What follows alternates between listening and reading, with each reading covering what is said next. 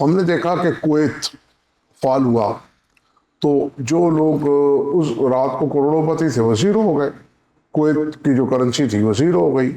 پھر جو جنہوں نے خریدی، کیونکہ اس وقت بھی 250 روپے یا پونے 300 کے قریب کویتی دینار تھا، وہ زیرو ہو گیا۔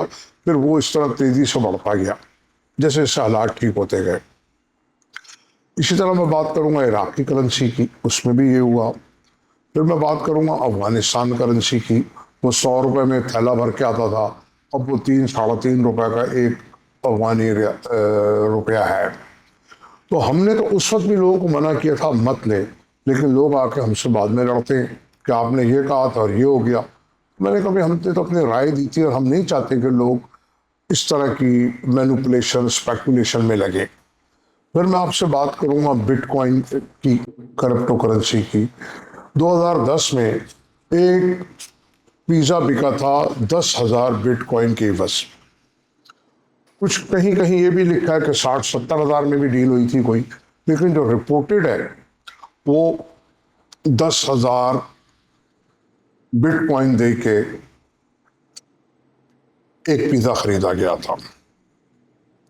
اب آج ایک بٹ کوائن $1,00,000 کا ہے، مور لیس۔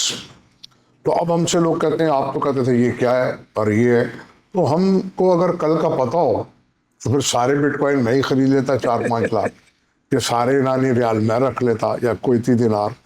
تو ہم تو ایک ایز ایکسچینج اور ایز ایک ذمہ دار شہری لوگوں کو پون آن کرونز بتا سکتے ہیں، یا ایز اکنامک انالسٹ کے طور پہ بتا سکتے ہیں، یا ایز بزنس مین یا ایز پاکستانی کہ ہمارے ملک کے لیے کیا بہتر ہے۔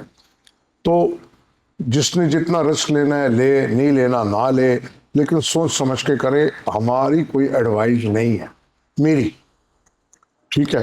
تو اسی طرح کوئی اسٹاک میں پیسے لگا رہا ہے، اسٹاک میں ہم بات کرتے تھے جب 25,000 کا پوائنٹس میں اسٹاک تھا، وہ بات ہوتی تھی 1,00,000 ہو جائے گا، ہم کہتے تھے یار یہ کیا باتیں کر رہے ہیں، وہ 1,00,000 چھوڑ کے 2,00,000 پہ چلا گیا۔